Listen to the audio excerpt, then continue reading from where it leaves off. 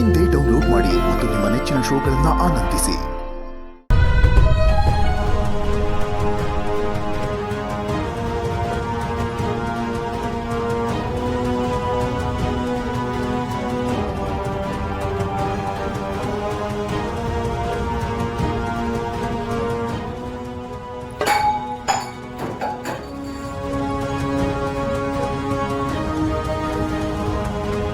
ಸಿರಿ,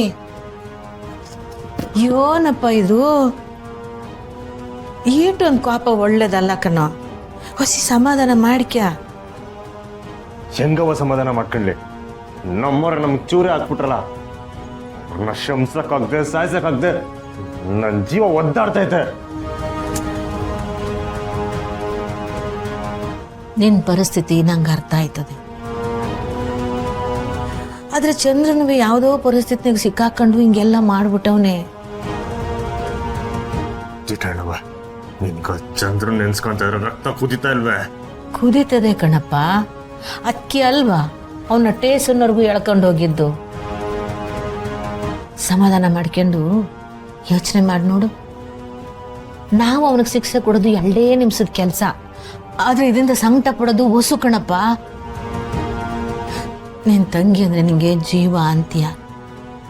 ಅವಳ ಜೀವನ ಪರ್ಯಂತ ಸಂಕಟ ಪಡೋದನ್ನ ನೀನ್ ನೋಡಕ್ಕಾಯ್ತದ?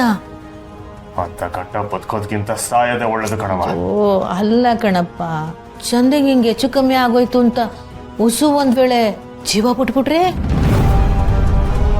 ಯೋಚನೆ ಮಾಡಿದ್ಯಾ?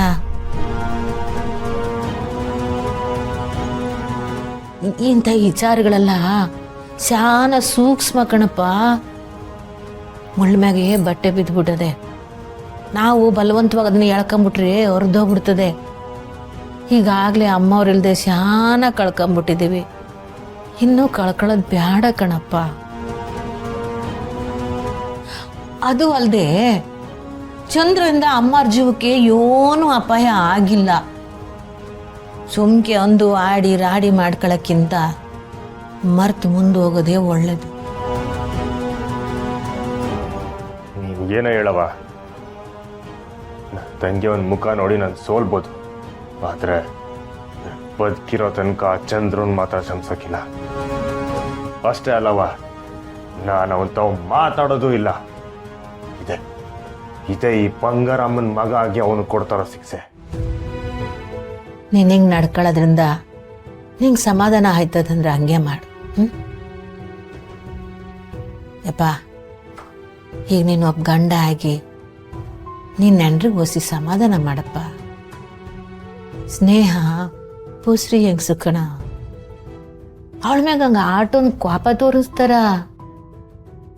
ಪಾಪ ಕಣ್ಣಾಗ ನೀರು ಹಾಕ್ಕೊಂಡು ಊಟನೋ ಬಿಟ್ಟು ಕೋಣೆ ಸೇರ್ಕೊಂಡದೆ.